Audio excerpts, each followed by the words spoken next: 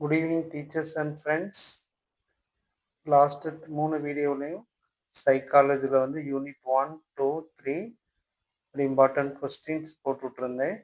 அது உங்களுக்கு யூஸ்ஃபுல்லாக இருந்திருக்குன்னு நினைக்கிறேன். இன்றைக்கு 4வது யூனிட்டில் இது ஒரு பெரிய டாபிக், அதனால் நிறைய சாப்டர்ஸ் இருக்குது. அதனால் இந்த 4வது யூனிட்டே 2 வீடியோவாக ஸ்ப்ளிட் பண்ணி போடுறேன். சரியா? நான் 50க்கும் மேற்பட்ட முக்கியமான கொஸ்டின்ஸ் வருது. எனக்கு எந்த ஏரியாவுமே விட மனசு இல்லை. நம்ம டெட்டை பொறுத்தவரை வந்து கொஸ்டின்ஸுடைய தரம் வந்து எப்படியும் ஒவ்வொரு வருஷமும் மாறிட்டே தான் இருக்கும். சரி, அதனால் வந்து ஒரு டாபிக் பார்த்தாலுமே நான் கொஸ்டின்ஸ் மட்டும்தான் 50 இருக்கும், டாபிக் மாதிரி சப் டாபிக். ஆனால் அதோட இன்டீரியர் கொஸ்டின்லாம் ரொம்ப யூஸ்ஃபுல்லாக இருக்கும். இதுவே எனக்கு ரொம்ப அதிக நேரம் எடுத்துருச்சு. அதனால் ஃபஸ்ட்டு வீடியோ போடுறேன், பார்த்துக்கோங்க. அதாவது நம்ம மோட்டிவேஷன் அண்ட் லேர்னிங், அதில் ஃபஸ்ட்டு வந்து நான் மோட்டிவேஷனோட கொஸ்டின்ஸ் மட்டும் பார்க்குறேன். சரியா? ஊக்கிகளுடைய வகைகள் எத்தனை? ஊக்கிகள்னா மோட்டிவேஷன் 2 வகை. வகையும் கேட்கலாம். அது என்னென்னா, ஃபர்ஸ்ட் வந்து உடல்சார் ஊக்கிகள், அதற்கு இன்னொரு பேர் முதன்மை ஊக்கிகள். அடுத்து அனுபவம் சார் ஊக்கிகள், அதுக்கு இரண்டாம் ஊக்கிகள். இங்கிலீஷில் வந்து primary motives, secondary motives. Primary motives another name biogenic motives.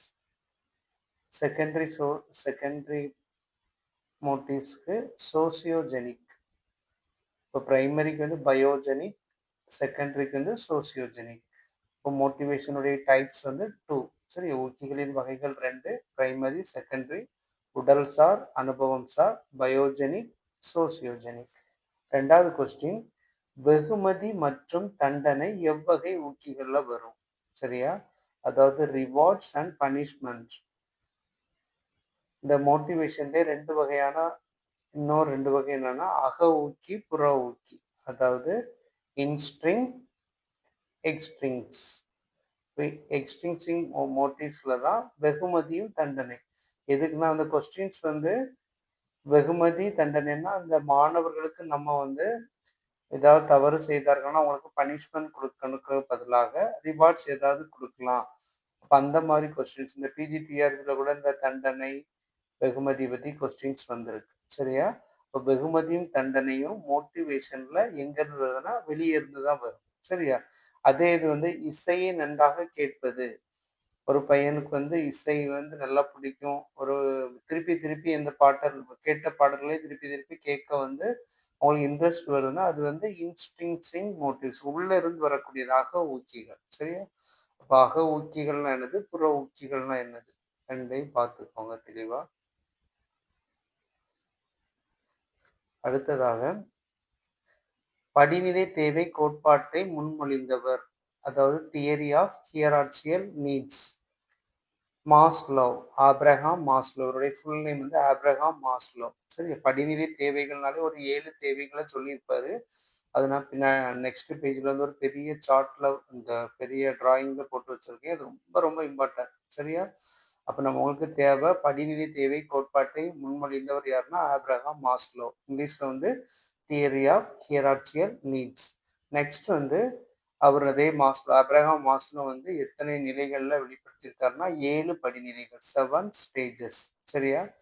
இதில் வந்து ஒவ்வொன்றா வரும். நான் அடுத்த பேஜில் கொடுத்துருக்கேன். நெக்ஸ்ட் கொஸ்டின், பயாலஜிக்கல் நீட்ஸ், அதாவது உயிரியல் தேவைகளில் எத்தனை படிநிலைகள்னா 2. சரியா? Physiological needs, safety needs. சரியா? சேஃப்டி அண்ட் செக்யூரிட்டி நீட்ஸ்னு வரும். அது நெக்ஸ்ட் பேஜில் அந்த டிராயிங்லேயே உங்களுக்கு எக்ஸ்பிளைன் பண்ணுறேன். நெக்ஸ்ட் வந்து உடலியல் மற்றும் பாதுகாப்பு தேவைகள் எந்த தேவையின் கீழ் வருதுன்னு பார்த்தீங்கன்னா பயாலஜிக்கல் நீட்ஸ். உடல் சார்ந்தது, பாதுகாப்பு சார்ந்ததுனாலே பயாலஜிக்கல் நீட்ஸ், உயிரியல் தேவைகள். தன்னிறைவு தேவைகள் எதுக்கும் கீழே வருதுன்னா சமூக மற்றும் உளவியல் தேவைகளுக்கும் கீழ், சோசியல் அண்ட் சைக்காலஜிக்கல் நீட்ஸ். ஓகேவா? பார்த்துக்கோங்க.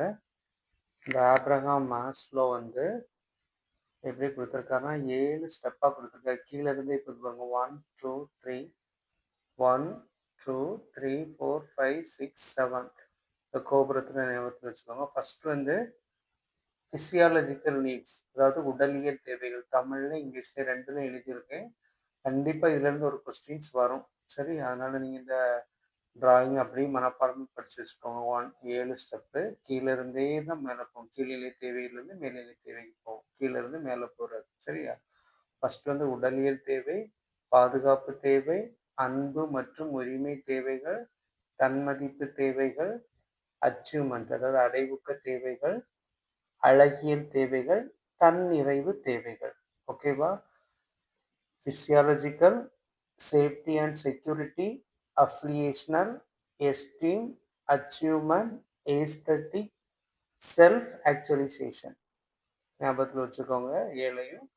இந்த கீழே உள்ள ரெண்டுமே உயிரியல் தேவைகள். சரியா? ஃபர்ஸ்ட் ரெண்டுமே எதுனா பயாலஜிக்கல். சரியா? பயாலஜிக்கல்ல ஃபர்ஸ்ட் ஒன் பிசியாலஜிக்கல். உடலியல் தேவை, உடல் சார்ந்தது. சரி, நம்மளுக்கு தேவையான காற்று, வீடு, உணவு, உறைவிடம் எல்லாமே இதுல வரும். பாதுகாப்பு தேவைகள். இதெல்லாம் இதுல இருந்தெல்லாம் கொஸ்டின் கேட்டிருக்காங்க. இந்த பிஜிடிஆர்ல கடைசி தேவைகள் என்னது அப்படின்னு தன்னிறைவு தேவைகள் வந்து எதுல இடம்பெற்றிருக்குன்னா சமூக உளவியல் தேவைகள். சரியா? கீழே உள்ள ரெண்டும் உயிரியல் தேவைகள். இந்த ரெண்டு என்னது உயிரியல் தேவைகள். மீதி உள்ள 5 சமூக உளவியல் தேவைகள். ஓகேவா?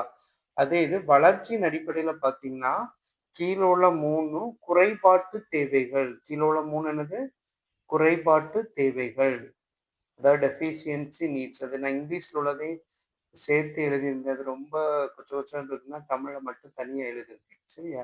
இங்கிலீஷ் உங்களுக்கு தேவைன்னா நான் மறுபடியும் வேற ஒரு வீடியோவில் போட்டு விடுறேன். லாஸ்ட் டைம்னால நீங்கள் இதை பாருங்க. மேலே உள்ள 1, 2, 3, 4 மேலே உள்ள 4மே வளர்ச்சி தேவைகள். சரியா? டெவலப்மெண்ட், க்ரோத், இந்த நீட்ஸ் அதை பார்த்துக்கோங்க.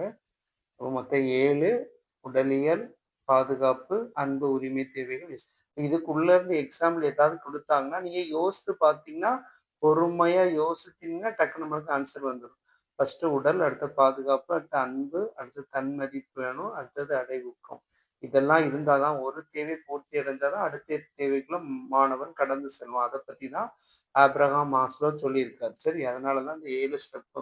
அவனுக்கு உடலியல் ஒரு மாணவன் சோர்ந்து இருக்கான்னா அவனுடைய நம்ம கேஸ் ஸ்டடி எடுத்து பார்த்தோம்னா அவனுக்கு வந்து அந்த அனுதினம் சாப்பிடாம கூட வந்திருக்கலாம். அவனுடைய உடலியல் தேவைகளை பூர்த்தி செய்த பிறகுதான் அவன் என்ன செய்வான், பாதுகாப்பு தேவையை தேடி போவான். பாதுகாப்பு தேவை இருந்த பிறகுதான் அவன் அன்பு, உரிமை, நம்மளுக்கு என்னென்ன உரிமைகள்லாம் இருக்குன்னு தேடுவான். சரியா? அடுத்தது தன்மதிப்பு தேவைகள். இந்த 4 மதிப்புகளும் வந்ததுக்கு 4 தேவைகளும் அவனுக்கு நிறைவடைஞ்ச பிறகுதான் அவன் தன்னை பற்றியே யோசிப்பான். அடுத்ததுதான் என்ன பண்ணுவான், அச்சீவ் பண்ணுவான்.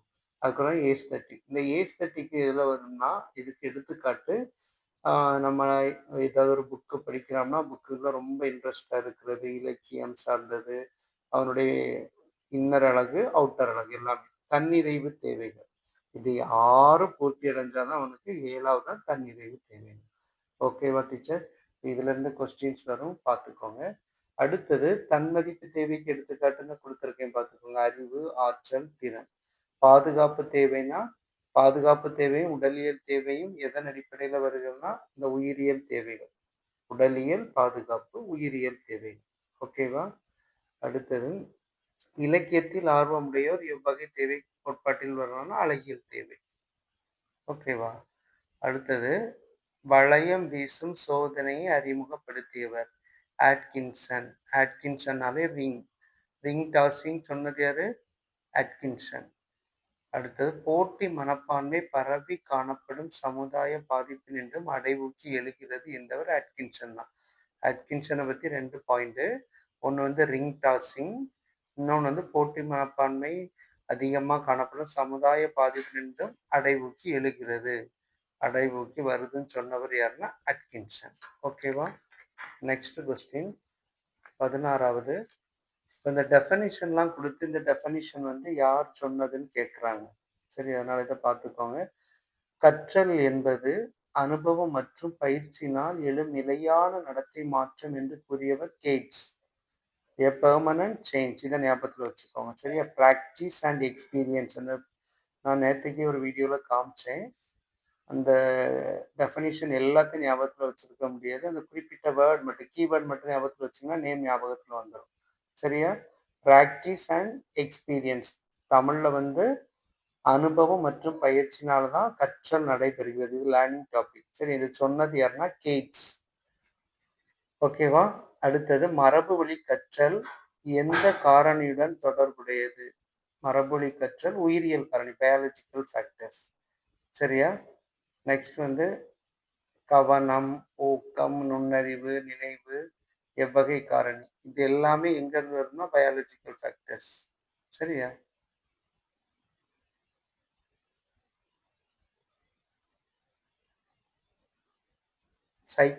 இது சைக்காலஜிக்கல் ஃபேக்டர்ஸ் தான் வரும். தமிழ்ல வந்து உளவியல் காரணின்னு இருக்கு. இங்கிலீஷ்ல வந்து சைக்காலஜிக்கல் ஃபேக்டர்ஸ் தான் வரும். சரியா?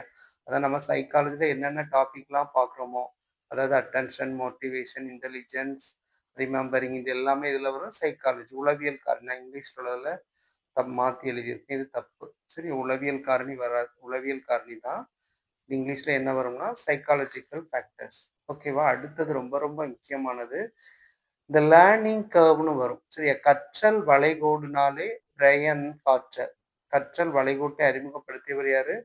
பிரையன் ஹார்ட்சர். சரி, அந்த கற்றல் வளைகோட்டுக்கு இன்னொரு பேரு லேர்னிங் கர்வ். அதாவது பயிற்சி பாதைன்னு சொல்லுவாங்க. சரியா? இந்த கற்றல் வளைகோடு 3 வகைப்படும். 3 வகைகள் என்னென்னலாம்னா குழிக்கற்றல், குவிக்கற்றல், எஸ் அமைப்பு கற்றல். அதாவது கான்க்ளேவ், கான்வெக்ஸ், எஸ் ஷேப்ட். கான்க்ளேவ்னா குழிக்கற்றல், கான்வெக்ஸ், எஸ் ஷேப்ட். கான்க்ளேவ்க்கு இன்னொரு பேர் பாசிட்டிவ்லி, நெகட்டிவ்லி. அதாவது நேர்கோட்டு முறை, இந்த நேரான முறை, எதிரான முறை, எஸ் ஷேப்ல வளைஞ்சு வளைஞ்சு போகும் ஒரு மாணவனுடைய கற்றல். அதைத்தான் எக்ஸ்பெரிமெண்ட் பண்ணியிருப்பார். அந்த கற்றல் வளைகோட்டை அறிமுகப்படுத்தினவர் யாரு? பிரையன் ஹார்ட்சர். ஓகேவா? Next question. தீக்குச்சி அடுக்குதல், பூமாலை தயாரித்தல், தட்டச்சு செய்தல் இதெல்லாம் எவ்வகை கற்றலுக்கு எடுத்துக்காட்டுனா குழிக்கற்றல். இந்த 3 கற்றலுக்கு எடுத்துக்காட்டு. இவங்க வந்து எப்படின்னா அவங்களுடைய இது வந்து லேர்னிங் வந்து ஒரு ஸ்டார்டிங்ல ஸ்லோவா இருக்கும். போக போக அவங்களுடைய சிந்தனை எல்லாம் அப்படி ஒரு இடத்துல அப்படி குளிஞ்சிடும்.